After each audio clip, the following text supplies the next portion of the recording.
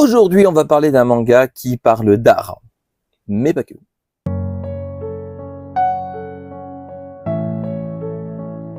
Graou les gens, vous allez bien? C'est Legoshi et Legoshi, le petit garni. Je sais pas. On se retrouve aujourd'hui pour parler d'un manga sans déconner Sherlock. C'est la présentation d'un manga en 2 volumes. Alors, il est sorti ensemble. Enfin, je veux dire, les 2 tomes sont sortis ensemble. Il est sorti ensemble, ça veut rien dire. Les 2 tomes qui composent le manga sont sortis le même jour. Il s'agit de Salomé After School. Salomé After School que voici est donc fini en 2 volumes. C'est sorti chez nous aux éditions Shiba Éditions. C'est un manga de Akane Oshikubo. Alors, les 2 tomes sont sortis, comme j'ai dit, à l'unité, à 8,45 €. À l'endroit, c'est mieux. À 8,45 € l'unité, le même jour. Mais il y a eu également un coffret, si on peut appeler ça comme ça, avec du coup les 2 tomes à l'intérieur, comme ça. C'est plus une sorte d'écrin où en fait on glisse les tomes à l'intérieur avec un visuel magnifique dedans et forcément un visuel devant exclusif. Voilà, qui ne reprend aucune des 2 couvertures. Donc les 2 tomes étaient, comme j'ai dit, à 8,45 € l'unité et le coffret était à 16,90 €, ce qui est littéralement le prix des 2 tomes à l'unité. En revanche, quand la vidéo sortira, aucune idée si ce sera encore disponible. Sinon, dites-vous que vous avez peut-être juste raté un écrin, ce qui est pas non plus, c'est pas bien grave, il n'y avait pas de goodies ou rien dedans. Mais du coup, de quoi que ça parle, Salomé After School. Renji, un brillant élève d'un lycée des beaux-arts, voit son amour-propre bafoué suite à l'apparition de Naomi, une élève au talent artistique brut. Suite à la proposition de sa camarade de classe, Renji va assister Naomi dans ses créations artistiques tous les jours après les cours. Malgré la peur que lui inspire le talent de Naomi, il ne peut s'empêcher d'être fasciné par le mystère qui entoure la jeune fille. Salomé After School était clairement l'un des mangas que je tentais le plus cette année.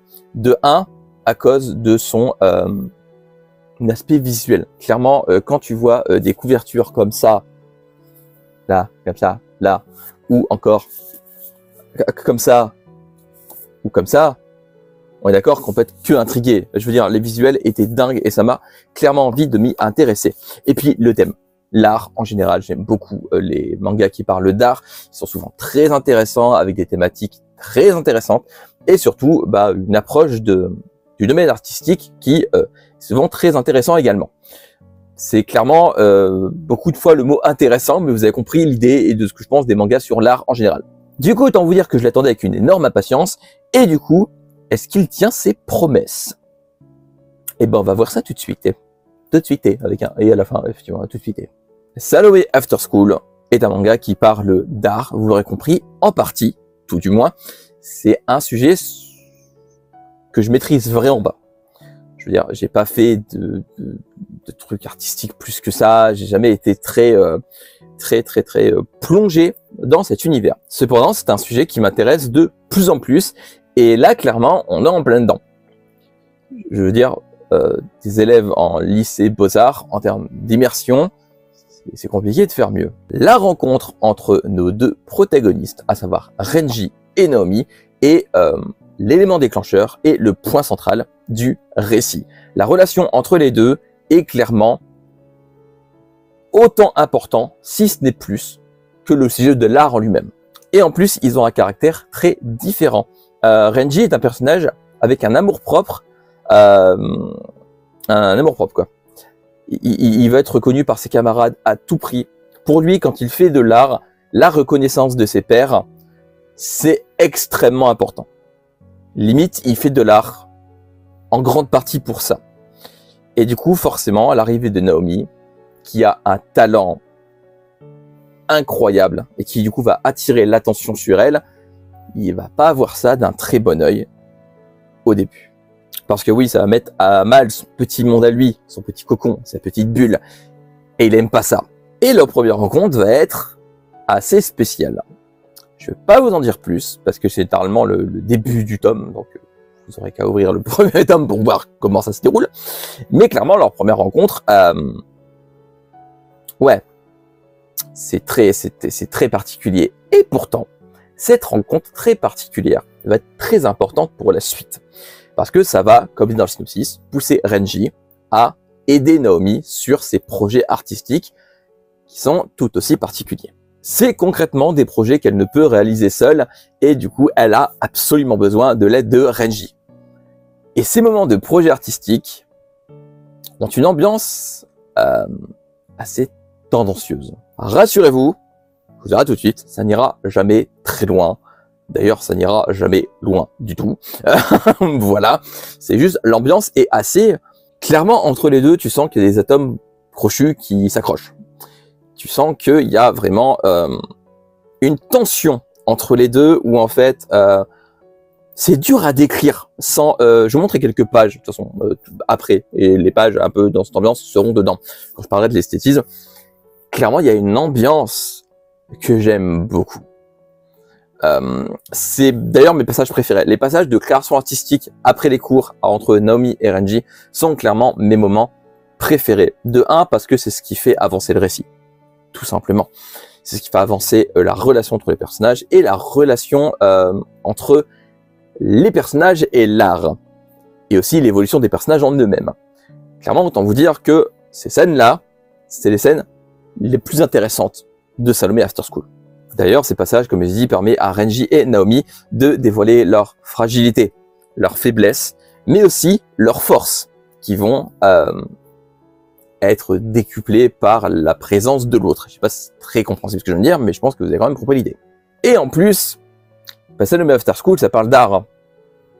Donc forcément, il y a des références à l'art, beaucoup.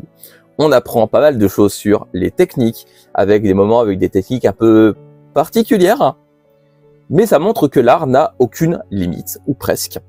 Et c'est quelque chose que j'aime vraiment beaucoup. Alors évidemment, on n'est pas là face à un Blue Period-like qui pour moi est la référence en termes de manga artistique. Blue Period, c'est pour moi le manga qui montre exactement tout ce qu'on y cherche, c'est-à-dire que les techniques, vraiment tout. Blue Period est très poussé. Salome After School est moins poussé, mais disons qu'il est moins là pour parler des techniques poussées. Salome After School utilise l'art pour traiter d'autres thèmes.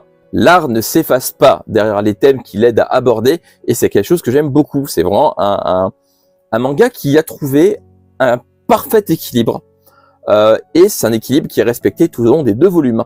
D'ailleurs, l'histoire tient très bien en 2 volumes. Alors clairement, on aurait peut-être aimé en voir plus, mais pas parce que le manga ne suffit pas. Parce qu'il est tellement génial et prenant qu'on aurait aimé voir encore Renji et Naomi évoluer. Mais ça suffit à lui-même. C'est juste que, ouais, on n'aurait pas dit non à des tomes supplémentaires, quoi. Tellement c'est prenant. Et pas parce que c'est pas abouti. Et je vais terminer, bien évidemment, sur l'aspect esthétique. Parce que, clairement, un manga qui parle d'art, bah, quand c'est beau, c'est mieux. On est d'accord. C'est magnifique.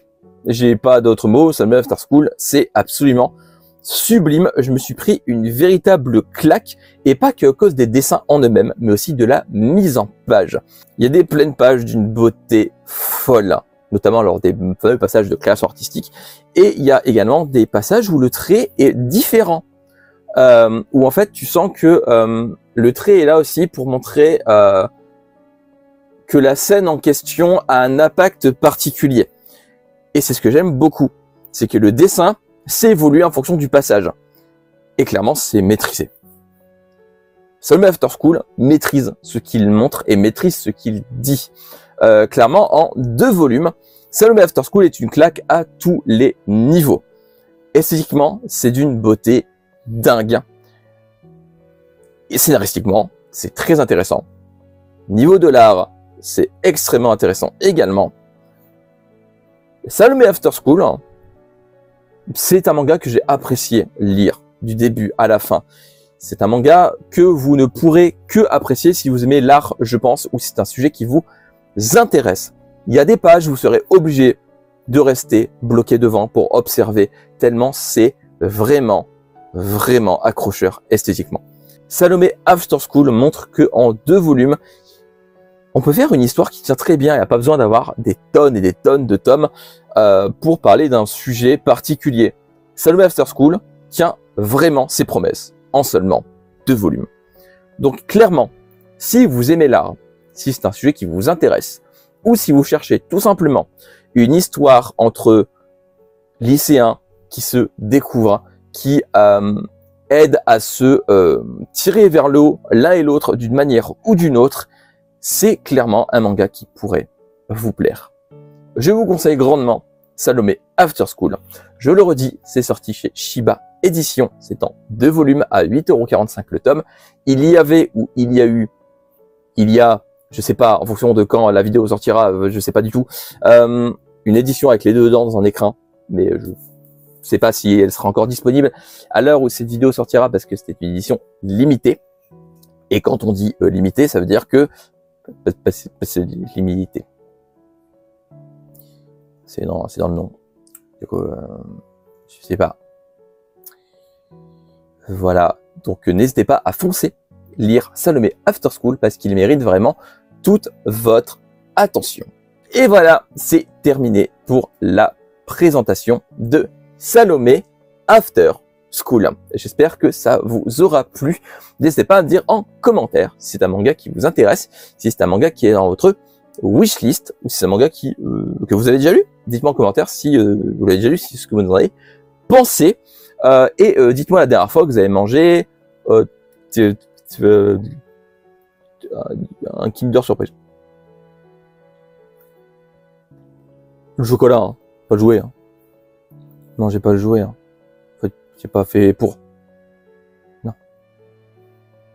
Et comme d'habitude, suivez-moi sur les réseaux sociaux. Dans la barre d'infos du descriptif, juste en dessous, il y a Instagram, TikTok, Discord, et comme d'habitude, le lien de parrainage Unbox, c'est quelque chose qui peut vous intéresser. Et likez, partagez, abonnez-vous et activez la cloche pour ne rien rater, parce que si vous ratez des trucs, et petit. Lisez des mangas, regardez des animés, mais surtout lisez des mangas. On se retrouve bientôt pour une nouvelle vidéo. D'ici là, prenez soin de vous, portez-vous bien. Je vous fais des graou les gens. À la prochaine. Bye bye. Tchou. Et tchou tchou.